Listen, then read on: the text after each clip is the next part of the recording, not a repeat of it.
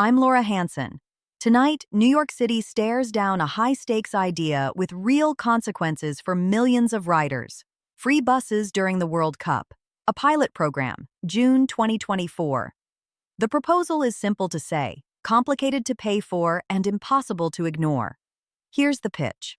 When the world comes to the New York region in 2026, the city turns the key on a free bus pilot, leveraging the spotlight, reducing gridlock, speeding boarding, and opening doors for New Yorkers who ride because they have to, not because it's trendy. The pilot becomes a proof point. If free works in a surge, maybe it can work for the everyday crush long after the final whistle. The institution at the center of this is the Metropolitan Transportation Authority, the MTA, the most complicated transit ecosystem in America. The subway gets the headlines, but buses carry a different city. Older riders, essential workers, outer borough neighborhoods that never got a rail line, families pushing strollers, wheelchair users, and those of us who don't have a car and don't have a choice. And that's the crux. A bus fare is $2.90. If you're taking multiple trips a day, that can be over $10 just to live your life. A monthly unlimited costs more than a grocery run. For low-income New Yorkers, it's not abstract. It's the difference between getting to a doctor's appointment or not, getting to a job on time or getting written up, getting your kid to a summer program or giving up because you can't afford the extra round trip. The proposal to make buses free during the World Cup is more than a tourist convenience. It's a stress test for our values. Do we treat mobility as a luxury for visitors, or do we seize the moment to transform a system that's been staggering out of a pandemic with less revenue, uneven service, and a lingering trust problem? Before we dig into the numbers, let's get the players on the field. Governor Kathy Hochul, the MTA's most important partner and a key decision-maker for its budget and capital plans. Assemblymember Zohran Mamdani, a vocal advocate for fare-free buses, and a public face of the push to put this pilot on the table. City Hall weighing operations and street management. And the MTA leadership, charged with delivering service, chasing dollars, and making the math work when politics gets messy. Some context. New York already ran a modest free bus pilot on 5 routes starting in late 2023. The goal? See what happens when you remove the fare box friction. Early signs from those corridors were promising. Boarding got simpler, operators had fewer tense interactions with riders over payment, and ridership ticked up. No miracle cures, but promising. Enough to make serious people ask, why not scale? There's also precedent baked into everyday service. The Q70 LaGuardia link to the airport, already fare-free, strategically to smooth the airport connection. The sky didn't fall, the buses stayed full. Riders got a faster exit. The world kept spinning. Now, the World Cup changes the stakes. The New York-New Jersey region is set to host some of the largest matches on the planet at MetLife Stadium. Fan zones will pop up in Manhattan and across the boroughs. Hotels, bars, parks, and sidewalks will be jammed. The city's arteries, the bridges, the tunnels, the crosstown corridors will strain. Free buses could be the release valve. Faster boarding. Fewer arguments at the front door, fewer bottlenecks in the street, dispersed crowds moving reliably without every ride turning into a $30 rideshare surge fare or a gridlocked Uber that never arrives.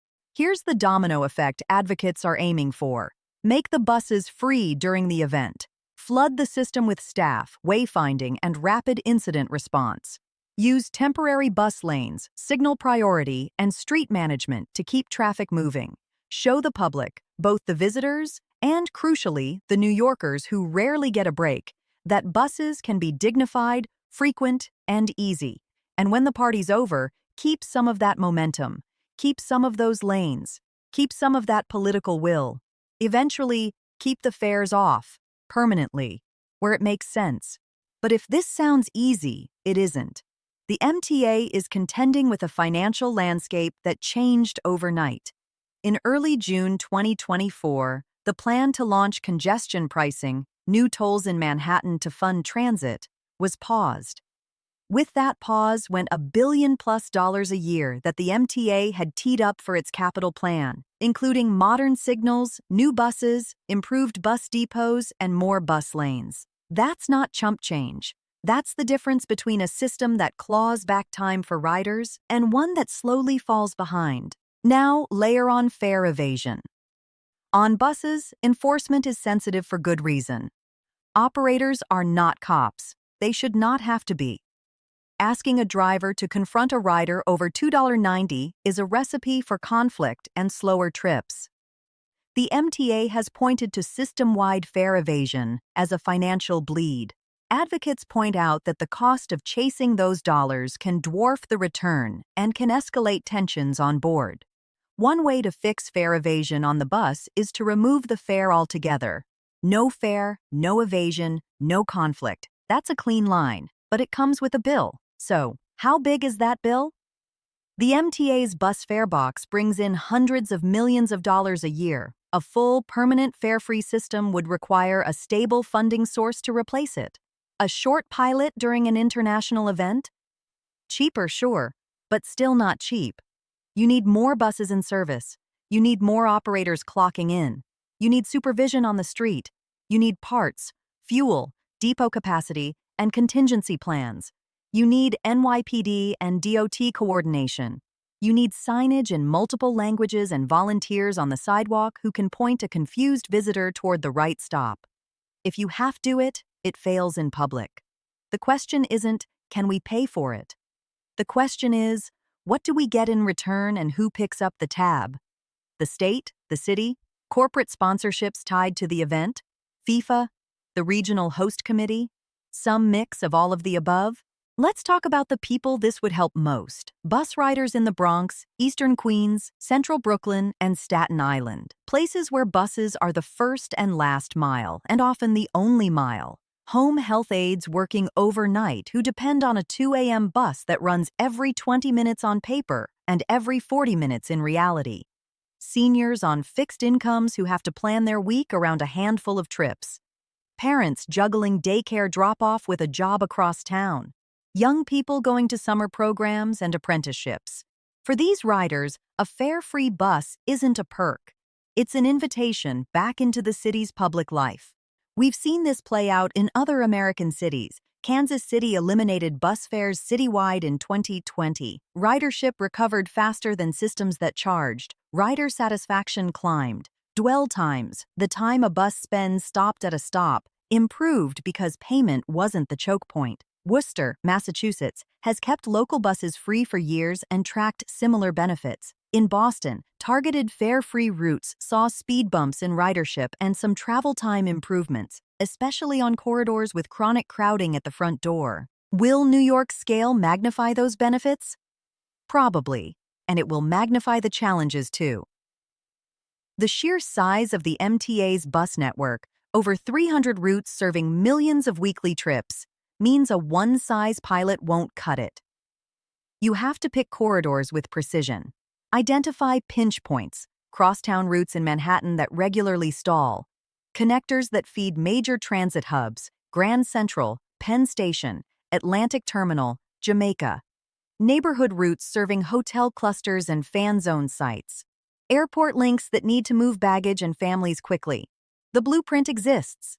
It just has to be applied. Assemblymember Zoran Mamdani and a coalition of transit and anti-poverty advocates argue that the World Cup is the perfect crucible. The city will already be bending streets, policing, and public spaces around a singular event. This is when you try bold things and learn fast. They want to see a free bus pilot that isn't symbolic. That means at least a dozen strategically chosen lines in every borough, plus supplemental special event shuttles, all coordinated through a central command post with live metrics on bunching, headways, and incidents. The MTA, for its part, has been cautious but not dismissive. Historically, they're allergic to temporary ideas that become permanent obligations without a funding stream. The concern is fair. Temporary is not a business plan. That's where Governor Hochul comes in. Her office has the levers to align state funding, coordinate with City Hall, and critically, replace money the MTA expected from congestion pricing.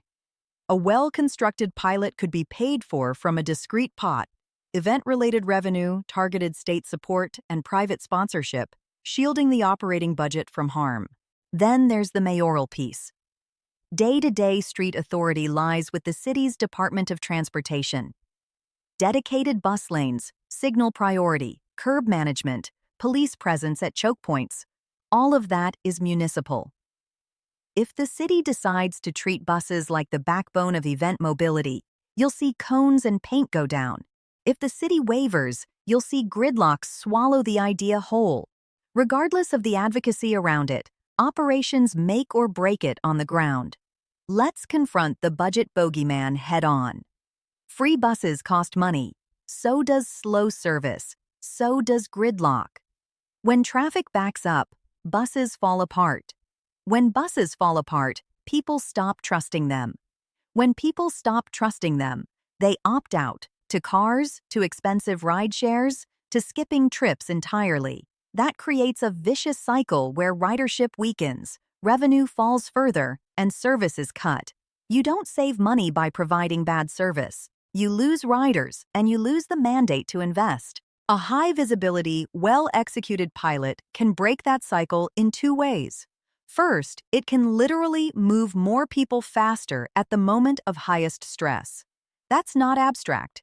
Every minute saved at the door by not fumbling with OmniTaps or cash is a minute given back to the schedule. Multiply that across thousands of stops, and you get reliability. Second, it can build political capital. Seeing a bus glide by cars stuck in a jam, loading without a hiccup, moves hearts and minds far more quickly than a white paper. Of course, there are risks. If you don't add enough service, free buses will be crowded and slow. If you don't protect the lanes, free buses will be stuck like everyone else. If you don't deploy street staff, confusion will swamp stops. If you don't set expectations for operators and riders, you invite conflict of a different kind, over capacity instead of fares. And if you collect no data, the pilot will dissolve into anecdotes. Here's what accountability looks like. Before the first day, publish a baseline. Route by route, show current headways, on-time performance, ridership, average dwell time, average trip time, operator assault reports, and complaints. During the pilot, report daily and weekly metrics in a public dashboard. After the pilot, publish a sober assessment: what worked, what didn't, what it cost, and what it would take to sustain or expand it. Put an independent evaluator on it, an academic partner or state comptroller's office, so that the results aren't lost in spin. In the middle of this is a quiet truth. Fare evasion as a budget villain is real money, but it's also a stand-in for something else: the friction in a system designed for an era that's ending.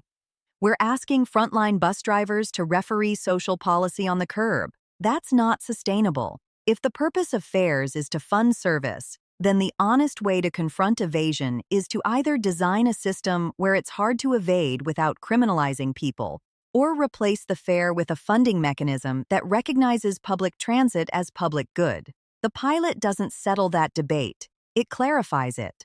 Let's trace the dominoes further. Suppose the pilot works. Buses run faster. Riders return. Operators report fewer confrontations. Streets move. The media narrative breaks your way. What next?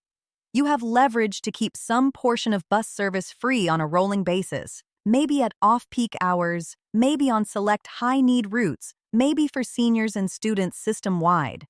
You can expand bus priority infrastructure with public support because people saw it succeed under pressure.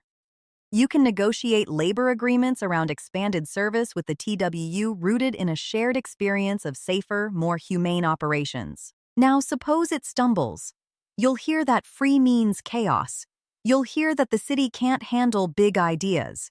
You'll see opponents argue for turnstiles on buses and more police on the curb. The takeaway won't just be about the World Cup. It'll bleed into every conversation about big city capacity and public sector competence. That's why execution matters more than the press release. And don't underestimate the long tail for regular New Yorkers far from the fan zones.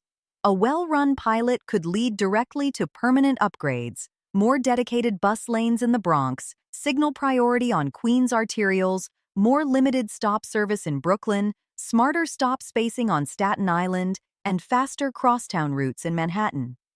None of that is controversial on paper. It's controversial on the block when a parking space disappears. A World Cup win provides cover. For the skeptic who says, why not just run more trains? Yes, the subway will carry the brunt of the load. It should. But at the street level, buses are the flex. They cover gaps, shuttle between venues, and bridge delays underground. They help hotel workers at 3 a.m. They keep neighborhoods connected when the subway is a long walk or two interchanges away. If the buses fail, the pain is immediate and highly visible. Let's make this concrete. Think about the M34 and M14 crosstown corridors in Manhattan, plugged daily by delivery vans and double-parked cars. Think Jamaica, where buses fan out from the Lear and subway to Southeast Queens. Think Fordham Road in the Bronx, Myrtle Avenue in Brooklyn, Highland Boulevard on Staten Island. If you can secure those corridors and make boarding frictionless, you unlock capacity we've been squandering for years. Funding, again, is the pivot. Governor Hochul has the power to champion a specific funding package for an event-bound pilot, ring-fenced from the MTA's operating budget and tied to clear performance targets. The city can back it with in-kind street authority, space, and staffing. Private partners, hospitality, airlines, sponsors tied to the World Cup can put real dollars toward a mobility fund because they know their bottom line depends on a city that moves. Yes, even FIFA, which tends to take far more than it gives, can be forced to the table by a united front from the state and city. Let's also be frank about who gets a seat at the table and who usually doesn't. Riders, low-income New Yorkers, immigrants, people with disabilities. The pilot should be co-designed with them. Translate materials. Do pop-up outreach at bus stops in multiple languages. Put community organizations on the planning calls, and compensate them for the time, because advisory work isn't free for people juggling jobs and caregiving. There is another risk that doesn't get enough airtime. If we make buses free for the event, and then yank that benefit away the next day without a plan, we invite cynicism. Riders will rightly ask why the city can give the world a free ride but not give them one to work. That's why you build in a glide path.